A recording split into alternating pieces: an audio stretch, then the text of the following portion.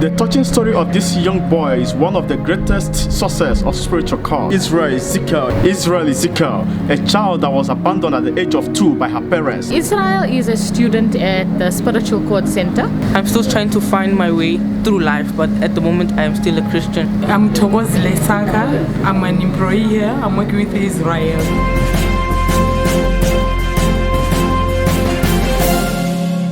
At 2 years old, I was left by my parents with my older sisters, and from 2 till like 13, 14, my sisters raised me until I had to move in with my brother and his wife, and he also raised me for 5 years till I was in grade 7. When I was in grade 7, something happened and I had to move back with my one sister who lived here in Norwood.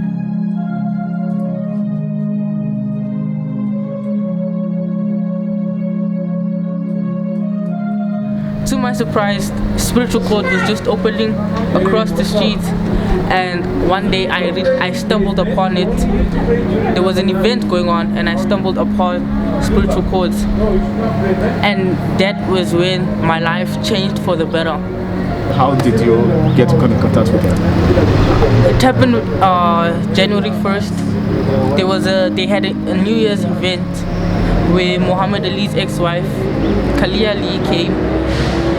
And I was curious to see why there were so many cars parked outside, why there were so many vehicles, why there were so many people parked, why there was media outside. And I went, and by my surprise, we were allowed to ask her a question, and I asked her a question. Who did you ask a question? Isreal Ali, Muhammad Ali's ex-wife. Okay. That question blew the audience away, I would say. And from there on out, I met Spiritual Chords. To my surprise, about 8 months later, my brother-in-law passed away, and after that, my sister had to move. I couldn't move because of school, and Spiritual Chords decided to take me in and give me a place to stay and food to eat and security. That's when I started staying with them. About 2022. That's when I started staying with them. End of the year.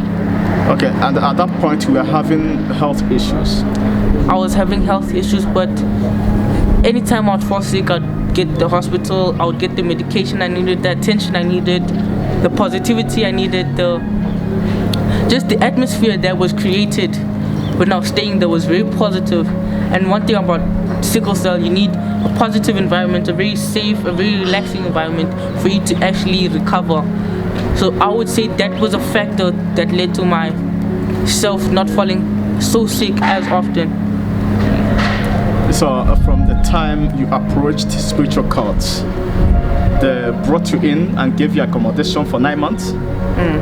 And then they also make sure they take care of your health issues by taking you to the hospital for checkup from time to time. And you normally fall sick like week to week, month to month. But right now, because of the care they give to you, it has become a yearly thing. That is true. It has become a yearly thing. I wouldn't even say yearly, because there are times where I even forget I have it as a sickness, because I barely fall sick. From time to time, I do have a back pain, a leg pain, but it's not as severe as it used to be. Before, if I just get a small leg pain, I'm not walking for a whole week, but now I get a small leg pain, I'm still going to work, I'm still coming back, and then by the morning it's gone. What was the story behind your parents leaving you, abandoning you?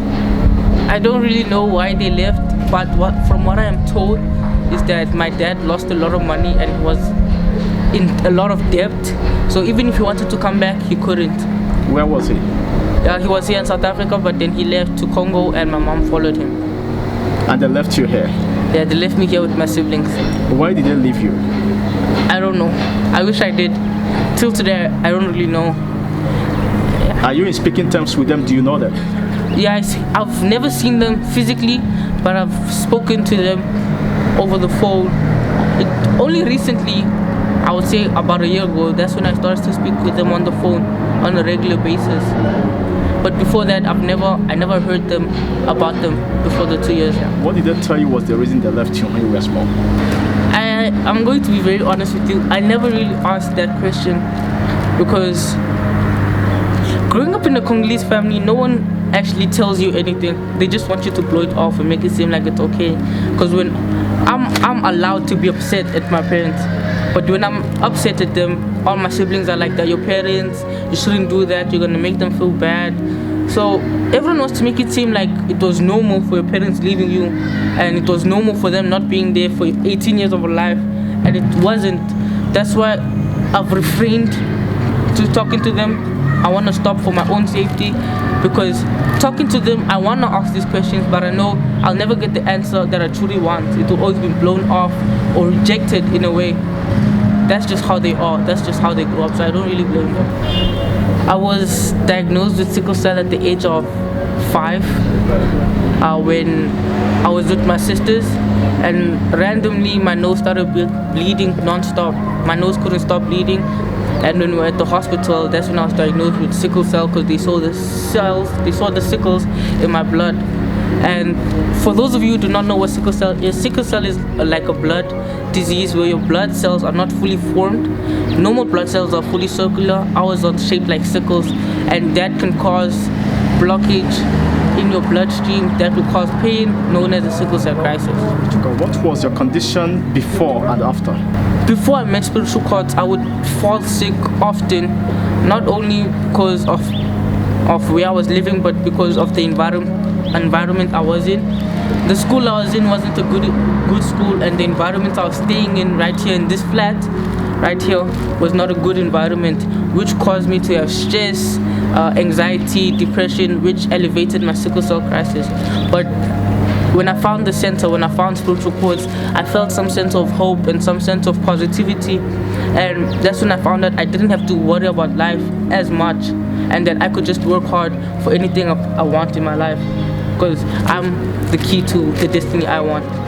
And that elevated my life into a more positive, more spiritual, focused based life, and I created my own core values that decreased my stress and elevated my positivity, which also decreased my sickness. I do not get sick as often. I still get sick, but not as often the way I used to.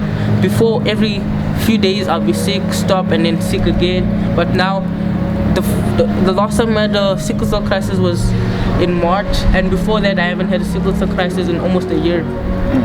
So, and before, you normally have it like from month to month, week to week. I would have it for 3 days to 1 week. Yeah, but not anymore. Now it's like a yearly thing. It's like and it's gradually going. It's gradually so going. For how long have you been with Spiritual Chords? I've been with Spiritual Chords, I think this is my 3rd year that I've been with them, because I met Spiritual Chords at my first day in grade 9, and now I'm in grade 11, so it's been a wonderful journey. Okay, how did you get the job where you're working right now? It came across when my brother-in-law passed away. He was in a hit and run. That's when I decided that I didn't have time to depend on anyone, because everyone was always depending on themselves and focusing on their children. All my siblings are old, so they're always focusing on their own families. No one is really focusing on me. So I started job hunting, and by my surprise, my principal and Aunt Sophia knew Uncle Ikram, and they contacted him to get me the job. I'm Yumna, and I'm the owner of the Butcher's Knife in Norwood, Johannesburg. Isreal is a student at the Spiritual Chords Center, and we brought him in and helped him earn an extra income while he's studying. He's a very dedicated young child. He's very motivated in his schoolwork, in his studies, and he's very ambitious in what he wants to do with his future. And he's a well-mannered boy. He's good with the customers, and he's a real asset to the business. All right. For how long has it been working? It's been about 1.5 years now. And so far he's doing very well. And so far he's doing very well. He's very good with the customers. He's good with his customer service. He works well with employees, and he works well with his team. My siblings also, to them it didn't really matter.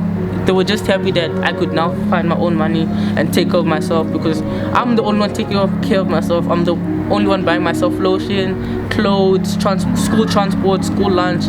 I'm doing all of this on my own, so it didn't really matter to them. They were just happy to see that I'm growing as a man in a young age.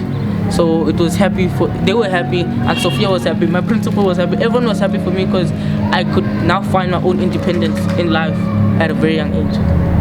Wow. And Spiritual Chord also, they're taking care of your education, am I correct? Yes, they found me the sponsor. His name is Dr. Harun Tehop. He's been paying my education for the past 3 years. Wow.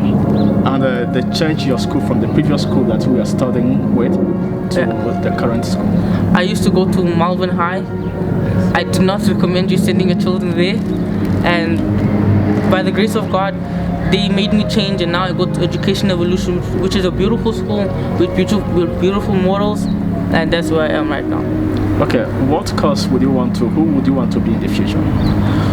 In the future, mainly what my sponsor told me and what my mentors have told me is that I shouldn't focus on money, but I should focus on being someone people can depend on. On building values. I want to build values. I want anyone, like my nephews and the people I've met in life, to depend on me. I want people to be able to depend on me. I want to be so financially free that anyone around me feels safe and has some sort of security. I do not want to create wealth for myself, but for anybody that I meet and anyone who's going to be around me in that time. So that's why I want to study corporate law and then move on to opening my own businesses and starting a long line of wealth for me and my generations to come and anybody else that is around me. I want people who are around me to feel safe and secure always, because I understand what it feels to have no one behind you or people behind you, but they don't have the means to help you. I understand how that feels, and I also understand how it feels to have people who will do anything for you with what they have. And I want to be that type of person for anyone I meet and for people in my life right now. I'm Isreal Ezekieland. I'm an employee here. I'm working with Israel. I'm from Malawi, Lilongwe. So sometimes we be with him here. Sometimes he's absent, attending, like he used to go to school. Yeah, sometimes we are with him, sometimes no. Ezekiel, what advice would you want to give those who are underprivileged, or maybe those who think that they cannot have anything useful to do with their lives? What advice do you have with them, judging from your own experience? I would say never give up. Your dreams is something that can carry you throughout any circumstance. Anything you're going through, whether it be you being abandoned, whether with you being an orphan, you can get through it. Just work hard, be consistent, be disciplined. Discipline, consistency, and hard work is the key to success. That's all I'm going to say.